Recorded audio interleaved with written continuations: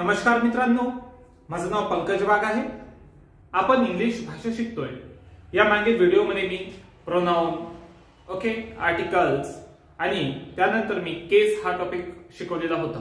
त्यामध्ये मी तुम्हाला सब्जेक्टिव्ह केस आणि ऑब्जेक्टिव्ह केस हे दोन केस शिकवलेले होते.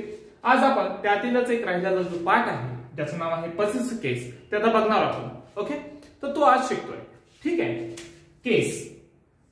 केस म्हणजे काय हे मी तुम्हाला शिकवलेलं होतं, समजून सांगितलेलं होतं. तर ते तुम्ही जाऊन बघावं जेणेकरून तुम्हाला आजचा पाठ चांगल्या पद्धतीने समजेल.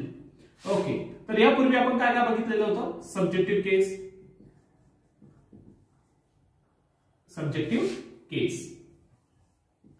ऑब्जेक्टिव्ह केस. आता मी हे जे दोन केस आहे हे डिटेल मध्ये पाहू शकत नाही. ओके, ते तुम्ही त्या मागील व्हिडिओमध्ये पाहून घ्या.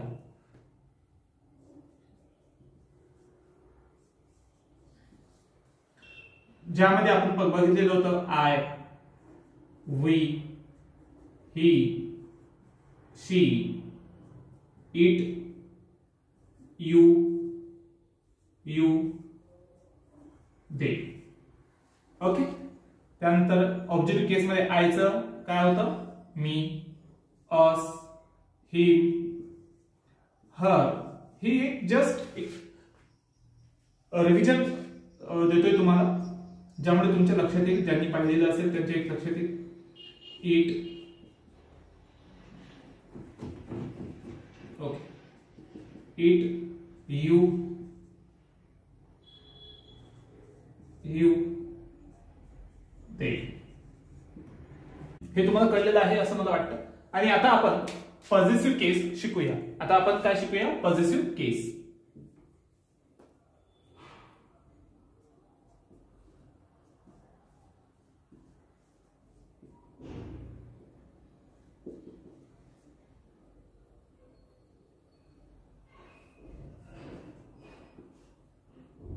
पॉझिटिव्ह केस.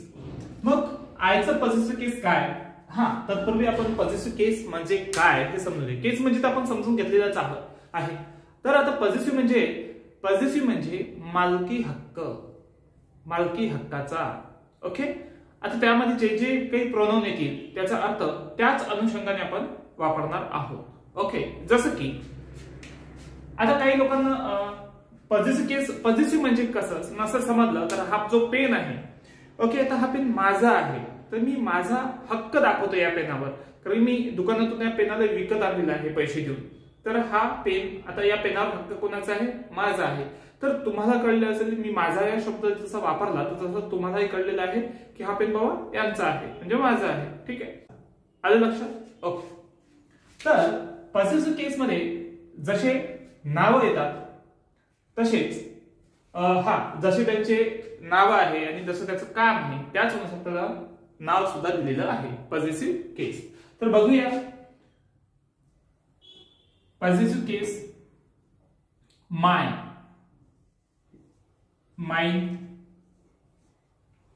ओके, तर माय आणि माइन या दोन शब्दाचा अर्थ इंग्लिश मराठीमध्ये सारखाच आहे, पण जेव्हा आपण याचा इंग्लिशमध्ये उपयोग करतो, ओके, तेव्हा त्याची जागा बदलते. ओके, आणि त्यानुसार त्यांना आपण ते नाव देणार आहोत. याला आपण ऍडजेक्टिव्ह पॉझिटिव्ह केस म्हणणार. ओके, याला आपण प्रोनाउन पॉझिटिव्ह केस म्हणणार. ओके, याला आपण प्रोनाउन पॉझिटिव्ह केस म्हणणार. याला आपण ऍडजेक्टिव्ह पॉझिटिव्ह केस म्हणणार. आणि ऍडजेक्टिव्ह पॉझिटिव्ह केस का म्हणणार त्याही मागे कारण आहे. ओके, आणि प्रोनाउन पॉझिटिव्ह केस का म्हणणार त्याही मागे कारण आहे. ओके, तर हळूहळू शिकूया. तर तत्पूर्वी आपण त्यांचे अर्थ जाणून घेऊ. ओके, माय आणि माही. माय, माई, माझा, माझी, माझे, माझ. अस, आर, आज. आमचा, आमची, आमचे, आमचं. ओके, त्यानंतर हिज.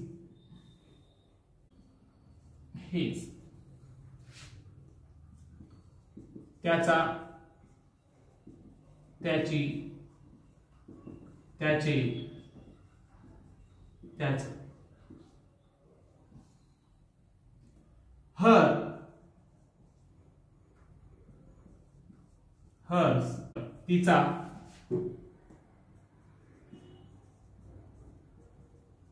तेची. समजून घेऊ आपण. तिचे, तिचं. ओके. इट, इट्स, त्याचा,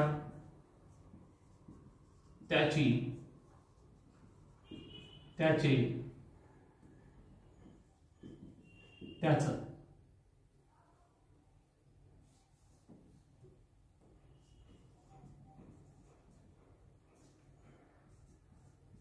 युअर, युअर्स, तुझा. हे मी तुम्हाला मागील व्हिडिओमध्ये सांगितलं होतं. एक यू आपण सिंग्युलर या अर्थाने बघितलेला आहे आणि दुसरा यू आपण प्लुरल या अर्थाने बघितलेला आहे. त्यामुळे आपण सिंग्युलरचा जो पॉझिटिव्ह केस आहे त्याचा जो मराठीमध्ये अर्थ आहे युअर आणि युअरचा, तुझा, तुझी, तुझे, तुझं. त्यानंतर जो यू आहे दुसरा प्लुरल अर्थाने जो वापरलेला आपण त्याचाही अर्थ जाणून घेऊया. युअर्स, तुमचा,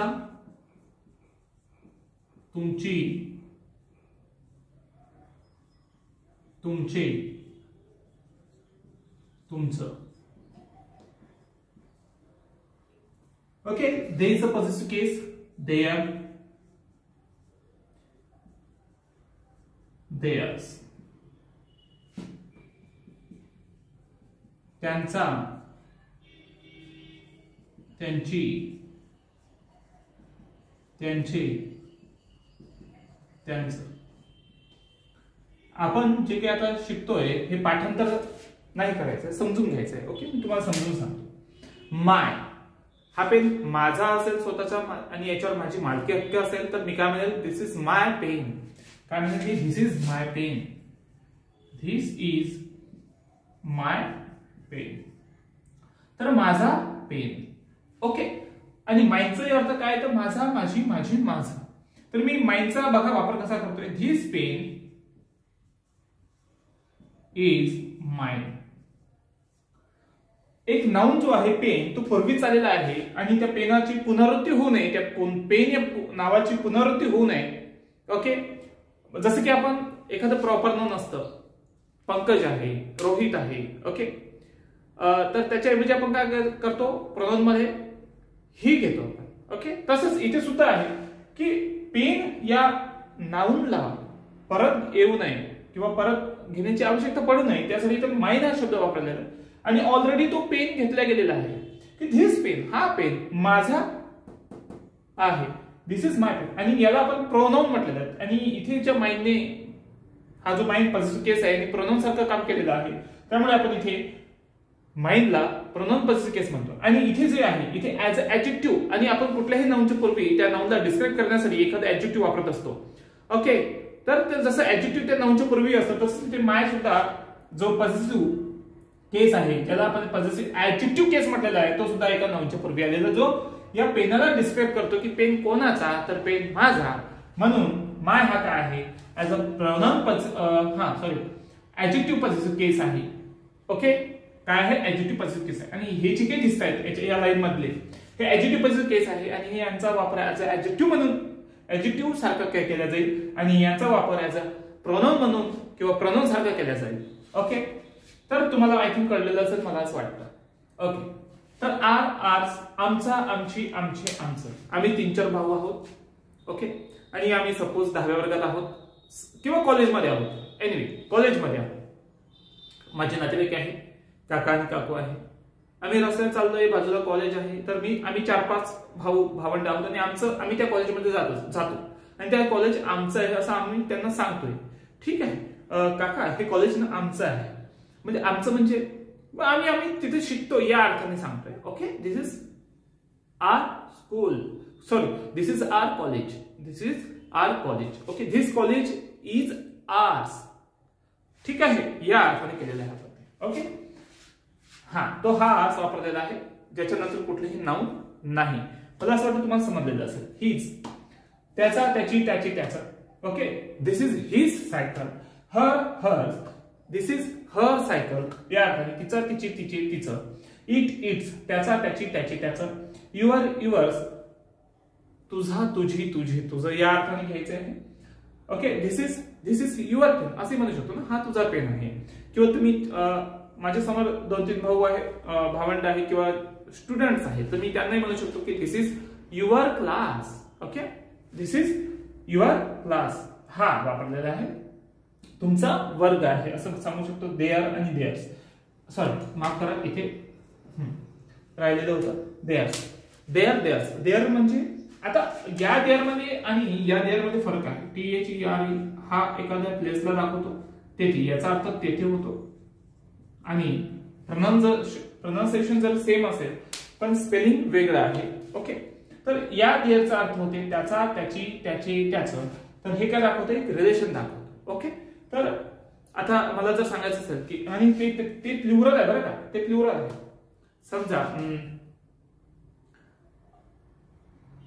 आता इथे सायकल आहे, बाजूला सायकल आहे आणि इथे काही विद्यार्थी उभे आहेत. तर मला जर विचारलं या सायकला कोणाच्या आहे, तर मी काय म्हणेन या विद्यार्थ्यांच्या आहे, या विद्यार्थ्यांच्या आहे. विद्यार्थ्यांच्या म्हणजे तर ते अनेक आहेत. ओके, 10-12 असेल, 20-25 असेल, तर मी काय म्हणेन त्या सायकला त्यांच्या आहेत. Okay, those are their cycles, right. ठीक आहे, दूर आहे सायकल, सायकलपेक्षा दूर आहे माझ्यापासून, तर मी इथे दोज वापरले. Those are their cycles. Clear? मला असं वाटतं की तुम्हाला समजलेलं असेल. ओके, जर तुम्हाला काही डिफिकल्टीज आलेली असेल तर तुम्ही मला कमेंट्स मध्ये सांगू शकता.